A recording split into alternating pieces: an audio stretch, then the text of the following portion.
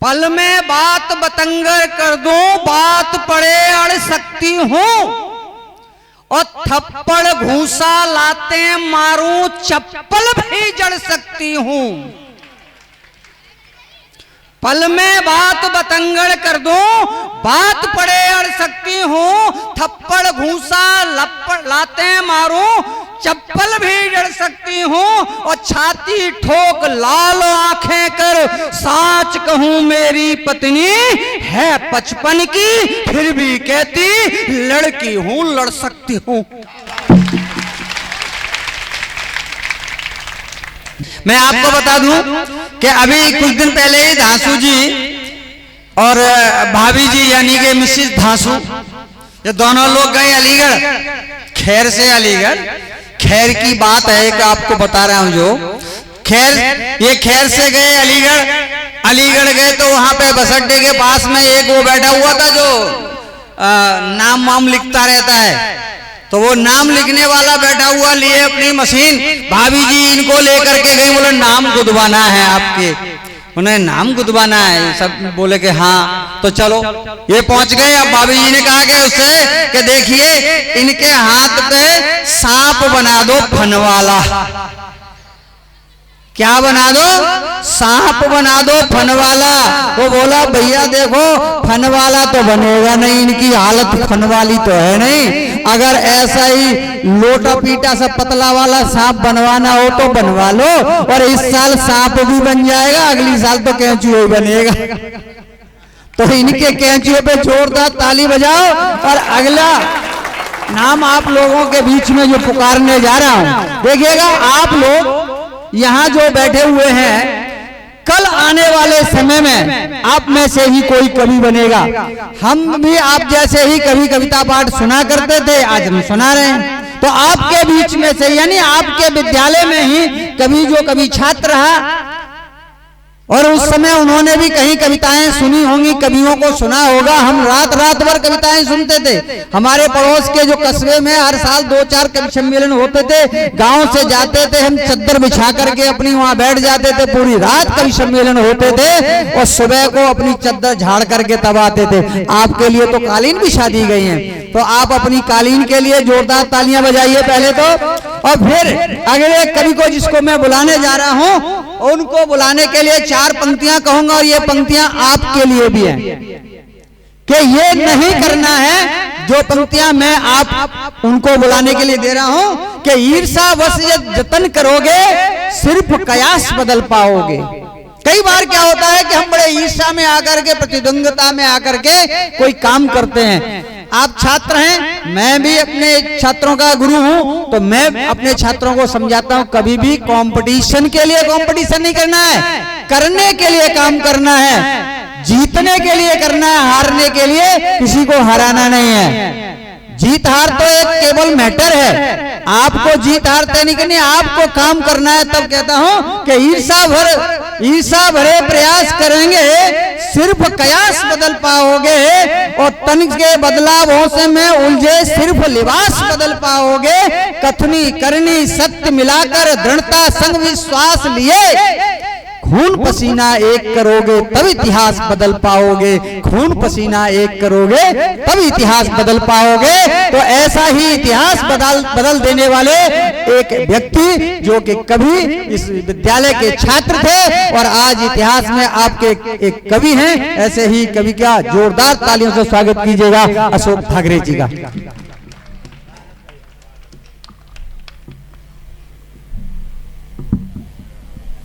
इस विद्यालय से मैंने भी कक्षा 10 पास किया है। हमारे जमाने में प्रिंसिपल साहब श्री रोशन सिंह जी हुआ करते थे। एक घटना आपको बताता हूँ, वो अभी तक मेरे को याद है। जब प्रेयर होती थी, करीब 2500 बच्चे होते थे गुरुजी, करीब इतना ही थे ना, 2,500 से 3,000 बच्चे होते थे। और मुझे ऐसा, हम लोगों को ऐसा लगता था कि वो हर एक बच्चे को देख रहे हैं, यानी वो अकेले होते थे और हर एक लड़के को यह लगता था कि हर एक को देख रहे हैं, वो सभी पे दृष्टि रहती थी। एक दिन क्या हुआ, किसी बच्चे में उन्होंने डंडा फेंक के मारा और वो बच्चे ने वो डंडा कहीं फेंक करके किसी खेत में फेंक दिया। वो हॉस्टल को भी चेक किया करते थे, खेतों में जैसे बच्चे वगैरह चले जाते तो वहां तक राउंड लगाते थे। तो उन्होंने प्रेयर में कहा, I know that element who has thrown my डंडा इन हरर। मेरी बात को दोबारा समझ, मुझे वो बात अभी तक याद है जी। I know that element who has thrown my डंडा इन अरहर। अरहर का खेत था। मैं उस बच्चे को जानता हूं जिसने मेरा डंडा जो है अरहर के खेत में फेंक दिया था। तो बड़े महान प्रिंसिपल साहब थे, आज वो नहीं है, उनको भी हम याद करते हैं। बड़े बड़े गुरुजी उस जमाने में हमारे रहे, शेषपाल सिंह जी हमारे गुरुजी रहे। मैं सबको प्रणाम करता हूं, आप सभी को प्रणाम करता हूं, इस पावन भूमि को प्रणाम करता हूं। सीधे ही मैं एक गीतकार हूं। एक बार आप शांति बनाए रखें, हमारे 2 या 3 कवि रह गए हैं। शेषपाल सिंह जी हैं, हेत सिंह जी हैं और एक बच्ची है, और अपने सबरस जी को सुनना ही अंत में हमें, जो विशेष आकर्षण है आज के, विशेष मांग पर बुलाया गया है।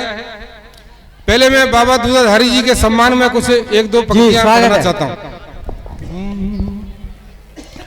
कि जन जन के प्रिय समाज सेवी, जन जन के प्रिय समाज सेवी, शिष्य गुरु के हितकारी, शिक्षा का मंदिर बनवाया, जीवन कन धन्य किया भारी।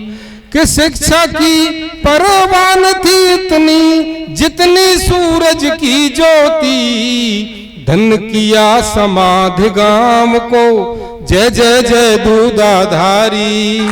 धन किया समाधि गाम को जय। ये रूपबास तहसील में भरतपुर में समाध गांव में उनका जन्म हुआ था। उनके प्रपौत्र यहाँ विराजे हुए, तो उनको भी मैं प्रणाम करता हूँ। संभवतः चले गए हैं। मैनेजर साहब को प्रणाम करता हूँ, सभी को। एक बाबा के लिए गीत मैंने रात को लिखा था जी, वो मैं अपना फर्ज समझता हूँ उसको प्रस्तुत करना।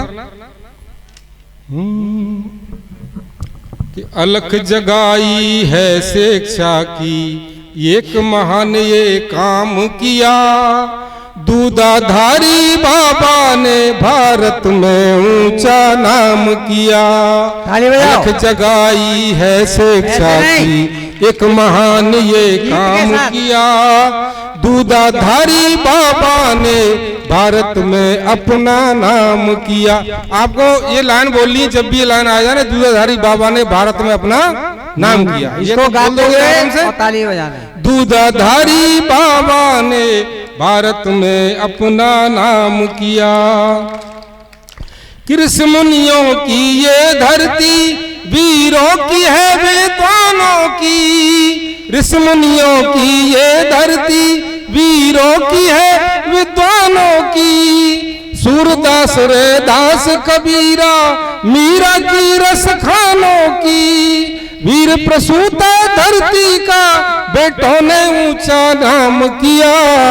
दूधाधारी बाबा ने भारत में ऊंचा नाम किया, भारत में ऊंचा नाम किया। हल्की सी इको खोलेंगे थोड़ा। जिला भरतपुर के समाध में था बाबा ने जन्म लिया। जिला भरतपुर के समाध में था बाबा ने जन्म लिया। ठाकुर सूरज सिंह पितामह छत्र कुंवर के जन्म, इनके पिताजी का नाम ठाकुर सूरज सिंह था। बच्चों को ये पता होना चाहिए कि बाबा के पिताजी का नाम क्या था, क्या था? ठाकुर सूरज सिंह। और माताजी का क्या नाम था? छत्र कुंवरी। जिला भरतपुर समाध गांव में था बाबा ने जन्म लिया। ठाकुर सूरज सिंह पितामह छत्र कुंवर ने के जन्म लिया। एक ज्योतिषी ने बोला ये बालक होनहार होगा। एक ज्योतिषी ने कहा कि बालक बहुत ही होनहार होगा। एक ज्योतिषी ने बोला ये बालक होनहार होगा, योगी धर्मात्मा होगा, शिक्षालय सृजनहार होगा। देश भ्रमण पर निकल गए और केवल दूध का पान किया। दूधाधारी बाबा ने भारत का ऊंचा नाम किया। दूधाधारी बाबा ने भारत में ऊंचा। और उनका जीवन का उद्देश्य क्या था? वो ये मैंने रचना, हे सिंह जी, आपने जो मैगजीन में जो आपकी जो लेख छपा था उसका मैंने ये पद्यानुवाद करने का प्रयास किया है। राष्ट्र जागरण धर्म जागरण सदा आपका ध्येय रहा, बनवाया तालाब आपने जन सेवा उद्देश्य रहा। तालाब भी बनवाया आपने, यज्ञ अनेक कराए ध्वज अध्यात्म सदा फहराया था, शारद माँ की कृपा कौर से ये कॉलेज बनाया था, शारद माँ की कृपा कौर से ये कॉलेज बनाया था। 1953 में शिक्षा मंदिर का ये धाम दिया, दूधाधारी बाबा ने भारत में ऊंचा नाम किया, दूधाधारी बाबा ने भारत में ऊंचा नाम किया। और अंतिम बंद देखिए, अब हमारा धर्म क्या है, हमारा कर्तव्य क्या है, फर्ज क्या है कि दूधाधारी बाबा को आओ सब हम वंदन कर लें, इनके किए महाकार्यों का आओ अभिनंदन कर लें, पद चिन्हों पर चले हमेशा जीवन सफल बनाए हम, सर्वांगीण विकास करें और आगे कदम बढ़ाए हम, बाबा की गाए महिमा ये ज्ञान हमें अविराम दिया, दूधाधारी बाबा का भारत में ऊंचा नाम किया, दूधाधारी बाबा ने भारत में ऊंचा नाम किया। और इसके बाद मैं मेरा एक वो गीत प्रस्तुत करना चाहता हूं। आपके समाज में, आपके गांव में, आपके घर में से मिलिट्री में, पुलिस में तो लोग भर्ती हुए होंगे। यहाँ जो एनसीसी के जो जवान बच्चे बैठे हुए हैं, ये भी किसी दिन सेना में जाएंगे। हमारा सैनिक जब भर्ती हो जाता है और छुट्टी लेकर के जब जाता है, पिछली साल मैंने दूसरा गीत सुनाया था, नया गीत सुनाऊंगा इस साल। जब वो अपने सामान को लेकर के जाता है और वहां से जाता है तो उसकी मन की स्थिति क्या होती है। मुझे एक फौजी ने बताया कि जब मेरी ट्रेन गुजरती है तो वहां से गांव मेरा 20 किलोमीटर दूर होता है, गांव के पास से ट्रेन गुजरती है, तो वहां कोई जो खड़ा होता है रास्ते में तो मैं उसको ऐसे हाथ हिला देता हूँ और ट्रेन में सवारियों से कहता हूँ कि ये तो मेरे गाँव का है। यानी उतना भावनात्मक रूप से हमारा जो फौजी है, हमारा जो सैनिक है, जुड़ जाता है। तो उस भावना से आप जुड़िए। वो छुट्टी खत्म हो गई है, वहां से खबर आ गई है और वो जा रहा है, युद्ध की खबर आ गई है। वो देखिए, एक चित्र देखिए साहब जी। स्वागत, एक बार आशीर्वाद दो ताली बजा करके। स्वागत है, जोरदार तालियों से एक बार। कि मैं भारत का वीर सिपाही सीमा पर चढ़ जाऊंगा, मैं भारत का वीर सिपाही सीमा पर चढ़ जाऊंगा, गद्दारी का रोग जिन्हें उनका मैं मर्ज मिटाऊंगा, कि मेरा जीवन वतन हवाले और मुझे कुछ करना क्या, मेरी माँ से लिया जो मैंने उसका कर्ज चुकाऊंगा, मेरी माँ से लिया जो मैंने उसका कर्ज चुकाऊंगा, कि मैं तो चल ही दिया साथ कुछ ना लिया, मैं तो चल ही दिया साथ कुछ ना लिया, अपने कदमों को आगे बढ़ाते हुए रहना खुश तुम सदा याद करना कभी, नेह का दीप मन में जलाते हुए मैं तो चल ही दिया साथ कुछ ना लिया। कि इस गली में, जिस गली से वो गुजरता है वो चित्र देखिए।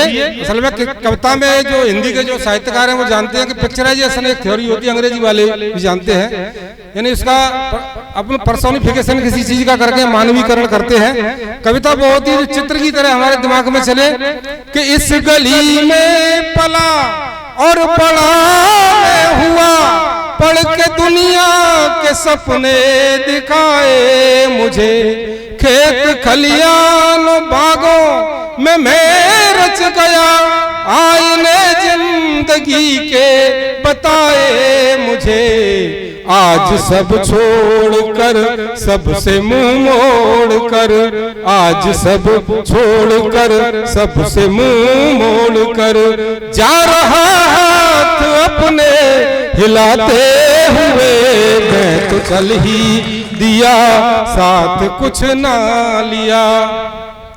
और अगला देखिए कि पैर पीछे, हमारा भारत का सैनिक कभी पैर पीछे नहीं करता अपने, कि पैर पीछे कभी भी न रखूंगा मैं, गोली सीने पे अपने तो खाऊंगा मैं, देश के वास्ते सीमा प्रहरी बना, अपने दुश्मन के छक्के छुड़ाऊंगा मैं, कि भाग्य मेरा बड़ा वीर सैनिक बना, भाग्य मेरा बड़ा वीर सैनिक बना, जाऊंगा देश गीतों को गाते हुए, मैं तो चल ही दिया साथ कुछ न। और अंतिम देखिए गीत बड़ा है, मैं अंतिम बंद इसका सुनाता हूं। जो एक कभी कभी सैनिक सीमा में चला जाता है, दुश्मन के चंगुल में आ जाता है, वो चित्र देखिए। घर में आऊं नहीं और खो जाऊं मैं, मन में धीरज रखे ना परेशान हो, करना ऐसा जतन करना मन में मनन, जिससे पूरे ही सबके ये अरमान हो, कि मेरे बेटे को भी भेजना फौज में, मेरे बेटे को भी भेजना फौज में, घर की परिपाटी आगे बढ़ाते हुए, मैं तो चल ही दिया साथ कुछ ना लिया, अपने कदमों को आगे बढ़ाते हुए, रहना खुश तुम सदा याद करना कभी। कृपया सबरस टीवी यूट्यूब चैनल को सब्सक्राइब करें।